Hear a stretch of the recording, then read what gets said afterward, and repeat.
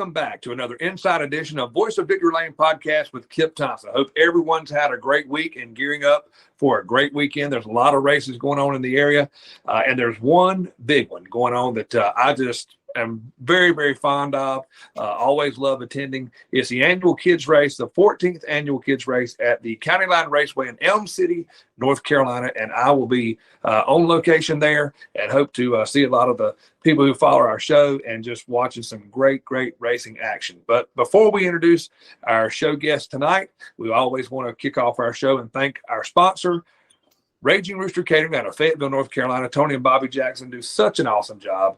These guys are wonderful. They have a huge love for racing, but hey, they also have a great catering business, and you need to call them. They will feed a group of 30 or more, have a great menu.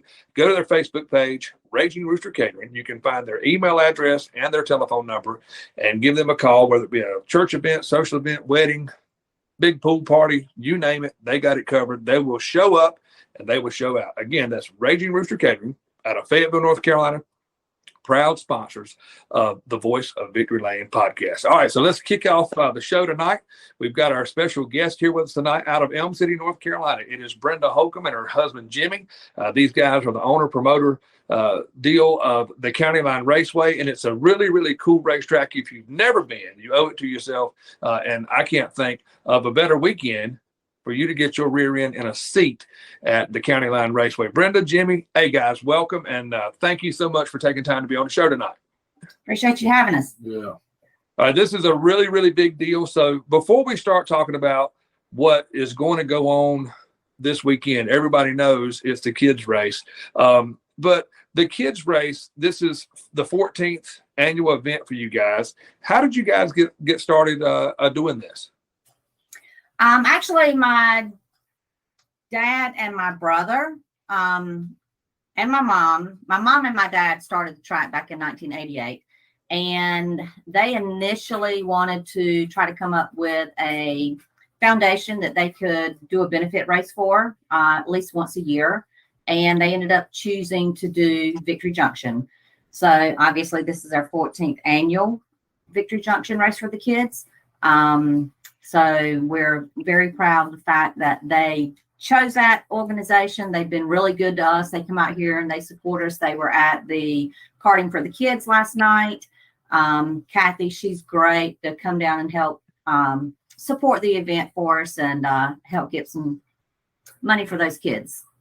Well, it's a big, huge deal. You hear people talking about it. You know, the season is beginning to get on that slope of coming to an end for 2022. But in years past, for years and years, you always hear, hey, how long is, you talk to drivers or whatever, how long do you plan on running, this season? What's left for the end of the, oh, well, we're going to County Line for the kids race. It'll be the kids race. It's just been a real big deal. It draws such an awesome crowd. And it is a really, really neat deal to have a foundation and have something like that. I know it's something that you guys got to be really proud of.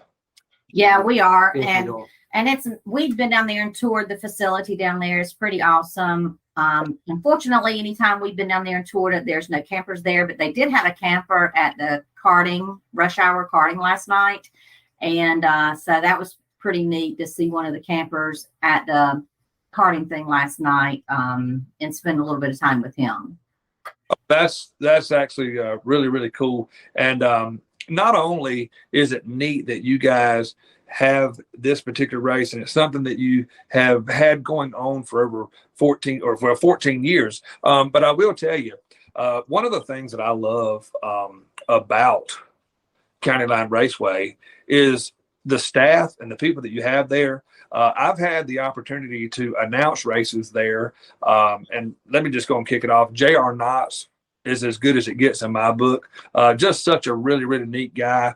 And it's funny whenever you're in a position where you announce races at different tracks and stuff, it's always neat that other announcers, when you come to their track or whatever, they're so welcoming. And it's really, really neat. I've enjoyed the time that I've spent in the press box there. I've worked with Wesley Outland. I've worked with the guys from the Clash, worked with the Ultimate Super Late Models. And it's just a really neat place. And what about the flagman, the farmer? Farmer James Batten. Farmer James that. Yeah, he told us that if we didn't get him a piece of Lexan to cover up some of that dust and cold wind coming, that he won't come. And I told him it'd make his nose bleed. So we got that done today. I got you. Yeah, but he's always just been a really he's fun to watch in the flag stand. He puts on a show and he don't take no crap. And always enjoy being around him, and just all the other staff members that you have there have always been very, very welcoming to me. And I've said it before, it's a cool place.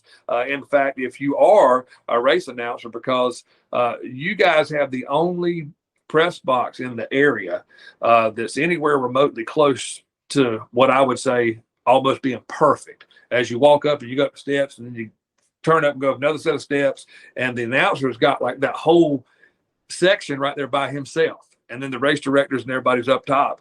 That's a really, really cool design, and for an announcer it's awesome. And the way it's placed, you can see all the way around the racetrack. At some racetracks, when you announce races, you're looking turn 1 and 2 and there's a wall there, and you gotta, it kind of makes it uncomfortable, but you still get moving because you're into the action of the race. But your press box is something I know you're proud of too. It's really, really neat. Yeah, we do.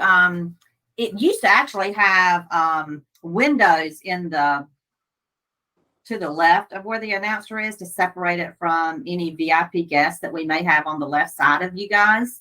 But everybody was like, they wanted to kind of hear what the announcer could say better than when we had the windows in there and the door. So we opened it up, but you do still have your own area. And then of course you got your scorekeeper and, race director and everything upstairs to kind of minimize the noise that goes over the PA system. But yeah, like you said, the staff there, it takes a village to run a racetrack on any given weekend, any Saturday night. Can't be more proud of the staff that we do have. I appreciate every one of them that come out there and, do this for pennies on the dollar, just basically volunteering their time almost. So we got a great, group of people out there that help us put the show on. It's not just, me or my brother James, or obviously my mom and dad. We couldn't do it without them. But yeah, it takes a village to make it happen.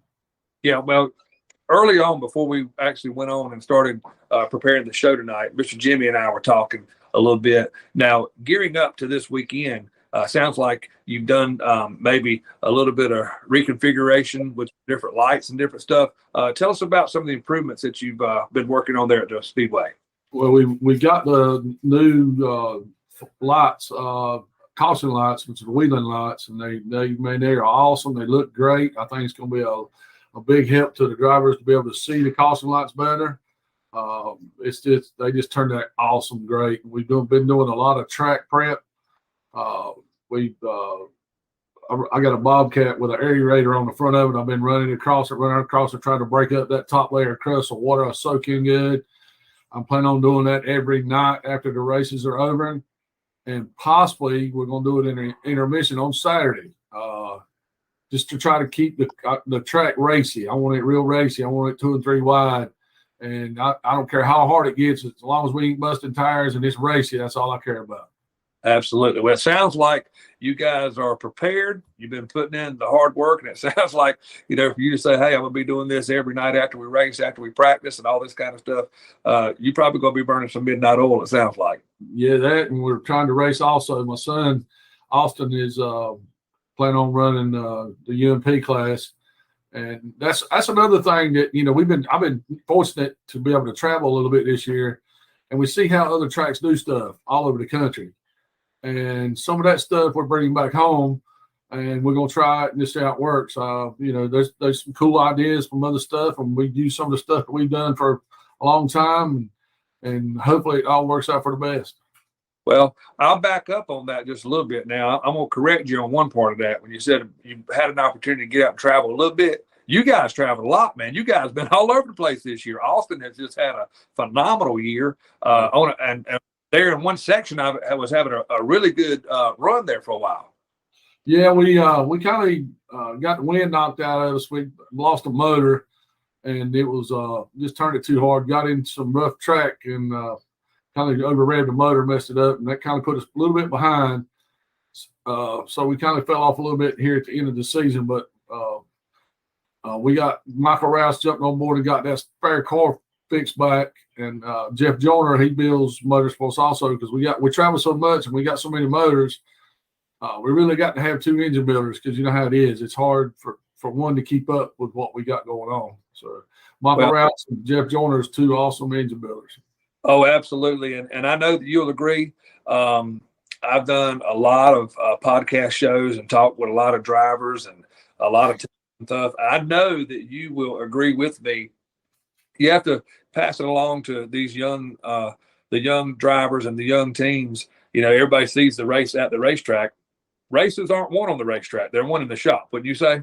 Oh, yeah. We have really stepped our game up as far as maintenance, and we're setting our own cars up. You know, we get a lot of help from Abco Performance, Mike Abner, and David Streamy with Lethal Chassis. But we do a lot of our own stuff also, and it's made Austin a better driver because he works on his own stuff, and it just seemed to be working out great for us this year. Yeah, well, he had a real good run this past weekend with us down at Fayetteville Motor Speedway. I was watching him. I think he ran into 602 Sport Mods. Yeah. And had a good run there. But, yeah, congratulations to you and Austin and that whole entire team on what you've done thus far for 2022. And we're going to wish you the best of luck for the remaining part of the season as well. All right, so what we're going to do is we're going to take a real quick break, and we're going to hear from our show sponsor. And when we come back, we're going to get a little bit more in depth about what's going on this weekend inside the County Line Raceway in Elm City, North Carolina. It's the 14th annual Race for the Kids. And we're going to talk about details. We have a change in schedule. I'm going to let Miss Brenda go over that, and we'll jump right back into that after we hear from our sponsors at Raging Rooster Catering. Tonight's show is being sponsored by Raging Rooster Catering out of Fayetteville, North Carolina. We cater any event, big or small, weddings, holiday events, and festivals. Call us today, 910-237-4565. Follow us on Facebook at Raging Rooster Catering. We invite you to come get you some. Okay, race fans, welcome back to the second part of another Inside Edition of Voice of Victory Lane podcast with Kip Thompson. Tonight we have special guests Miss Brenda Holcomb and Jimmy Holcomb, track owners and promoters at the County Line Raceway in Elm City, North Carolina. And I'll go ahead and put it out there. County Line Raceway this weekend will be the greatest place to watch the race. It is the 14th annual Race for the Kids. And let's jump back in with Miss Brenda. You and I were talking earlier on a conversation this evening, a little bit of change in the schedule. And we know that you're going to have a practice on Thursday night, and there's still going to be some features and stuff on Friday. But I'm just going to let you go in and just inform everybody, like your gate times, when everything's going to open, what your driver's meeting is. And I'll just go ahead and let you discuss that now. Okay. Yeah, normally our Race for the Kids event is a 2-day show for the late model portion. Modifieds have always done dashes on Friday night, and then they have a full show on Saturday. But co-sanctioning the I-95 late model portion with Steel Block Bandits, they do a 1-day show for their shows. So we have agreed to do a 1-day show for the Race for the Kids portion of late model. Therefore, Thursday night will be open practice for any cars that want to come out and practice. Whether they're racing this weekend or not, any cars can come out and practice on Thursday night. That will allow our 4-cylinder guys, anybody, any class, any division. Friday night, we will limit practice divisions to only cars that will be racing on Saturday night. So if your division is not racing on Saturday night, you will not be able to practice on Friday night. Also on Friday night, we have a 2,000 to win second annual Fast Track Designs Pure Stock V8 Challenge. So those guys will be running heat races. They'll get around to practice, run heat races, and run their feature. The modified portion has been co-sanctioned with Renegades of Dirt. We appreciate those guys coming on board and getting another South Region event in for them, as well as a national points event for those guys. I believe it's national points, isn't it? Yes, South and national. National points. So that's a pretty big deal for any UMP guys that want to get South points and national points. Those guys will get around to practice, qualifying, and depending on car count, we like everybody to have a chance to race on Friday night. So if there's 24 or less cars, they'll run 1 dash. If we have more than 24 cars, there'll be 2 UMP Renegade dashes. And then in between those events that we have scheduled, the classes that are racing on Saturday that aren't racing on Friday will also get some, rotating rounds of practice in during between those events.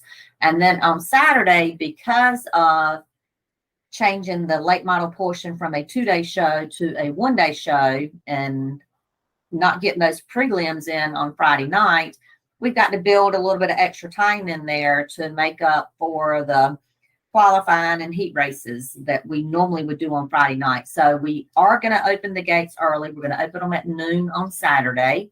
I will get a race order put together and posted tomorrow, so everyone will know what's going on for Thursday, Friday, and Saturday. It will be posted on County Line's Facebook page. But we will open the gates at noon, and we're going to have the drivers meeting at 4:00, and we are planning to have our heat races going before 5:00. That's our goal. And that additionally, hoping building that extra time in will allow us a little bit of time for them to get out there, having to start early, all the extra laps that are going to be on the track, allow for a little bit of track prep during intermission. We got a lot of stuff going on during intermission with the driver's autograph session. We're going to invite, obviously, the Steel Block Bandits have their autograph session during intermission, but we're going to also invite our other divisions that want to participate in that to go over to the grandstand side and sign autographs for any of the fans.